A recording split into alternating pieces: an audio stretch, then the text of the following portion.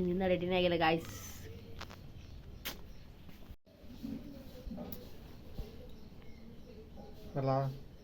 Bye.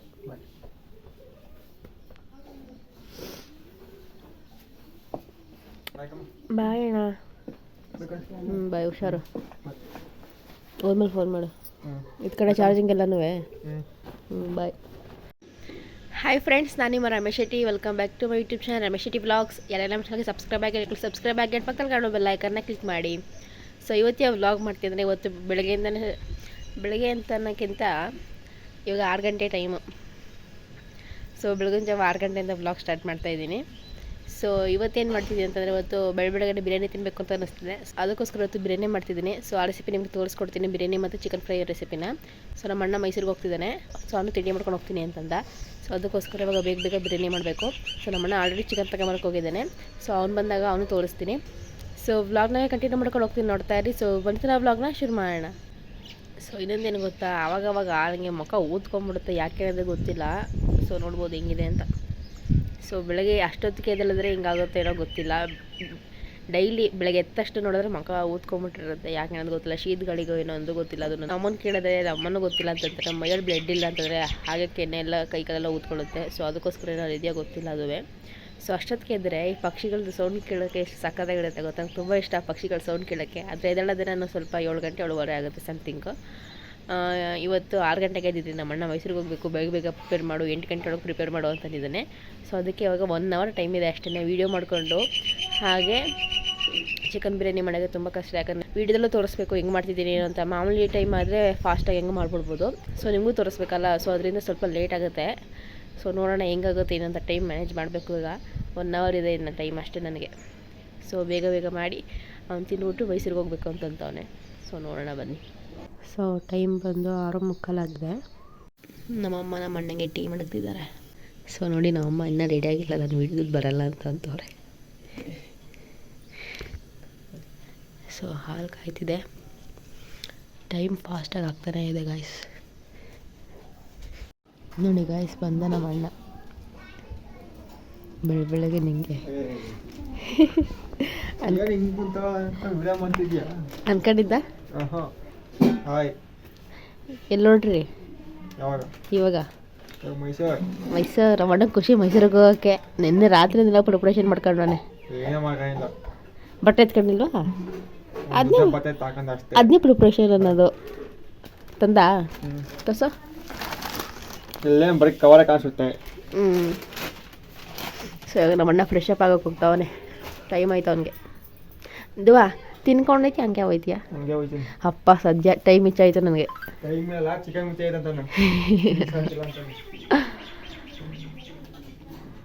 So simple and ಟೇಸ್ಟಾಗಿ biryani ಹೇಗೆ ಮಾಡೋದು ಅಂತ ತೋರಿಸ್ಕೊಡ್ತೀನಿ ನಿಮಗೆ. ಇವಾಗ 1 ಟೇಬಲ್ ಸ್ಪೂನ್ ಆಗೋಷ್ಟು ಎಣ್ಣೆ ಹಾಕಿದ್ದೀನಿ. ಎಣ್ಣೆ ಹಾಕಾದ್ಮೇಲೆ ಪಲಾವ್ ಎಲೆ ಹಾಗೆ ಮರಾಠ ಮಗೋದೆಲ್ಲ ಹಾಕಿದ್ದೀನಿ.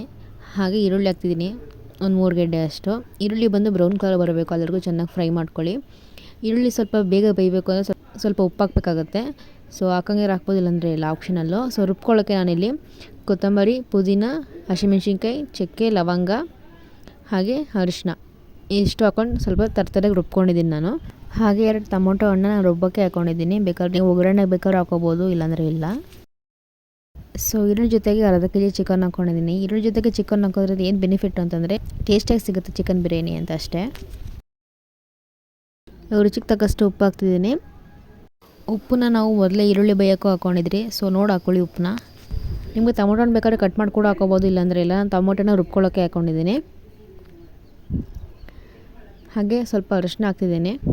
ಅರಿಶಿನ ಅಷ್ಟೇ ನೋಡಿ ಹಾಕ್ಕೊಳ್ಳಿ, ತುಂಬ ಹಾಕ್ಕೊಂಡ್ರೆ ಕೈ ಆಗೋಗುತ್ತೆ. ಸೊ ತೊಳಿಬೇಕಾದ್ರೂ ಅರಿಶಿನ ಹಾಕ್ಕೊಂಡಿದ್ದೆ. ಸೊ ಇವಾಗ ಸ್ವಲ್ಪ ಹಾಕ್ಕೊಂಡಿದ್ದೀನಿ. ಅರಿಶಿನ ಹಾಕೊಂಡ್ಮೇಲೆ ಚೆನ್ನಾಗಿ ಚಿಕನ್ನ ಫ್ರೈ ಮಾಡ್ಕೊಳ್ಳಿ. ಅದು ನೀರಿನಂಶ ಬಿಡುತ್ತೆ. ಸೊ ನೀರೇನು ಹಾಕೋಕ್ಕೆ ಹೋಗ್ಬಿಡಿ ಸ್ಟಾರ್ಟಿಂಗಲ್ಲೇ.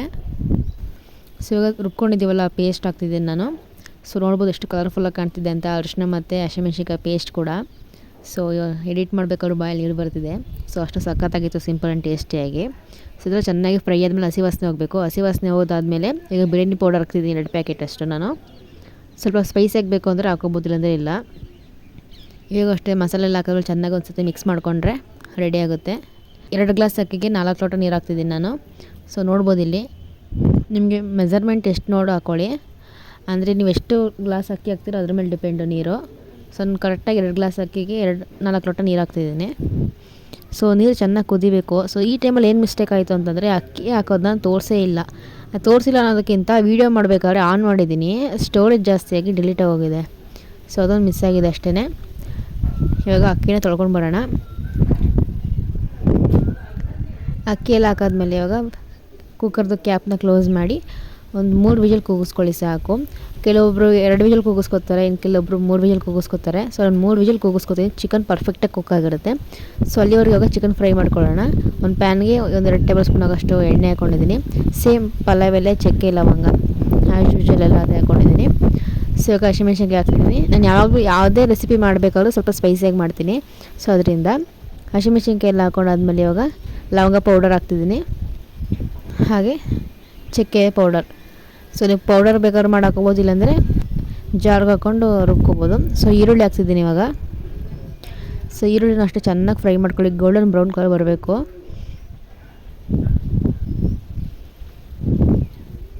ಇವಾಗ ಟೊಮೊಟೊನ ಹಾಕ್ತಿದ್ದೀನಿ.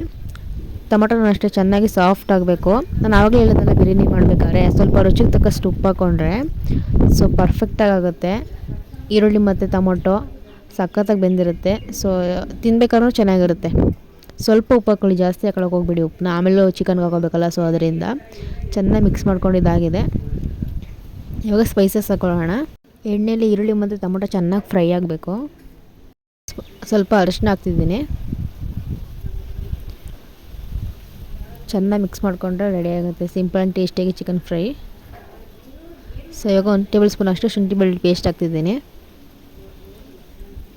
ಶುಂಠಿ ಬೆಳ್ಳುಳ್ಳಿ ಪೇಸ್ಟ್ ಹಾಕಿದ್ಮೇಲೆ ಹಸಿ ವಾಸನೆ ಆಗಬೇಕು. ಸೊ ಅಲ್ಲರೂ ಚೆನ್ನಾಗಿ ಫ್ರೈ ಮಾಡ್ಕೊಳ್ಳಿ.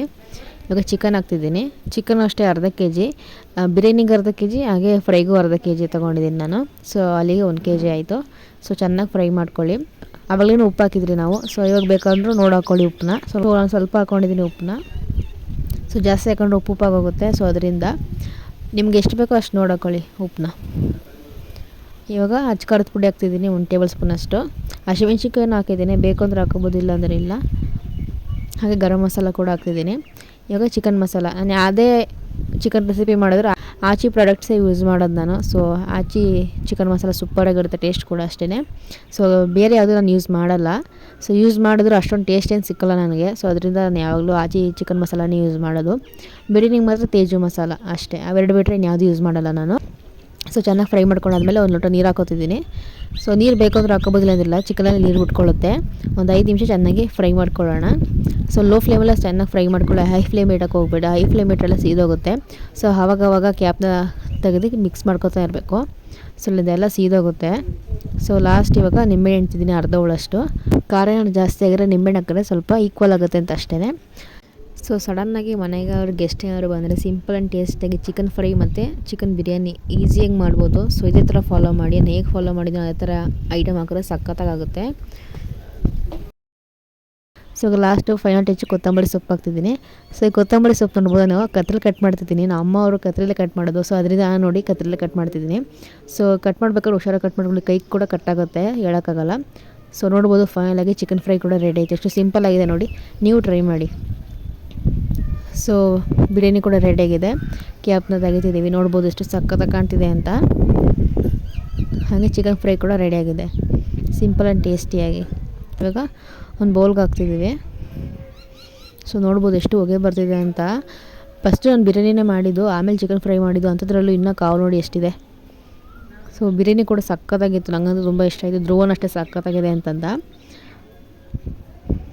ಸೊ ಚಿಕನ್ ಫ್ರೈ ಕೂಡ ಅಷ್ಟೇ ಆ್ಯಸ್ ಯೂಶುವಲ್ ಸಖತ್ತಾಗಿತ್ತು. ಚರ್ಚೆ ಆಗ್ತಿದೆ ಗಾಯ್ಸ್ ಇಲ್ಲಿ, ಏನು ಗೊತ್ತಾ, ಯಾವಾಗ ಬರ್ತೀಯಾ ಅಷ್ಟೇ.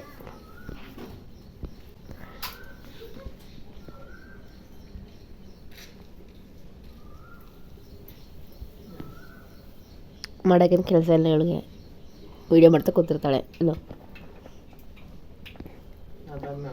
ಮತ್ತೆ ಓಹೋ ಚೆನ್ನಾಗಿ ಮಾಡು ವೀಡಿಯೋ.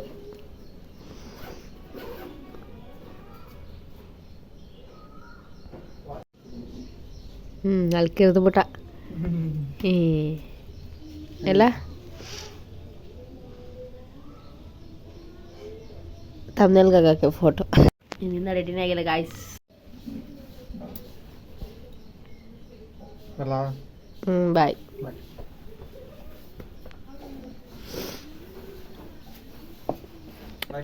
ಬಾಯ್ ಅಣ್ಣ. ಬಾಯ್, ಹುಷಾರು. ಹೋದ್ಮೇಲೆ ಫೋನ್ ಮಾಡು. ಇದು ಕಡೆ ಚಾರ್ಜಿಂಗ್ ಎಲ್ಲನೂ. ಬಾಯ್. ಬಾಯ್.